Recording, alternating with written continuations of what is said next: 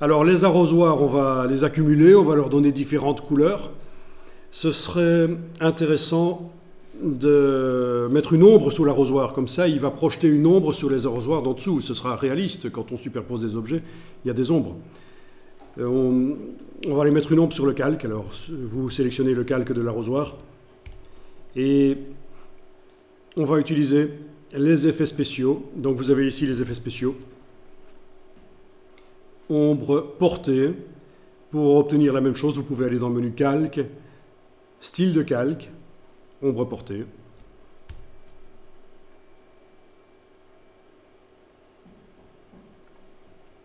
On change rien en paramètres. Alors voilà. Donc dans la liste des effets spéciaux possibles, il y en a un qui est coché. Et en plus, vous êtes en train de voir ces paramètres. Oui, parce que si on sélectionne d'autres choses, même en les décochant, vous ne voyez pas les paramètres de l'ombre portée. Il faut vraiment sélectionner ici le nom. Alors, voyons un peu, la case aperçue est-elle cochée? Oui, elle est cochée, ici. Donc normalement, je vois derrière ce que ça donne. Alors, qu'est-ce qu'il faut mettre comme distance, comme flou? Donc vous avez taille, vous avez distance, opacité. Bon, ben, l'opacité ne montez pas au-dessus de 50% hein, quand même. En général, on dit que 40% c'est une bonne mesure. Voilà. L'angle, bien sûr, aussi.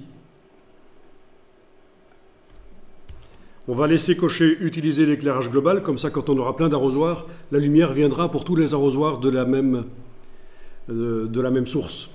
Les ombres seront cohérentes. Vous voyez ce que je veux dire? C'est ça que ça veut dire, utiliser l'éclairage global. Ça veut dire que quand je vais modifier sur n'importe quel objet qui a une ombre, je modifierai son angle, ça va le faire sur tous les objets. Ok, je vais enregistrer le fichier, toujours en changeant le nom. Très intéressant pour le dossier que vous allez devoir faire, d'enregistrer sous un nom différent chaque fois, comme ça vous avez la progression. Comment faire facilement des dossiers de production qui démontrent ce que vous avez fait. Enregistrer les images sous des noms différents.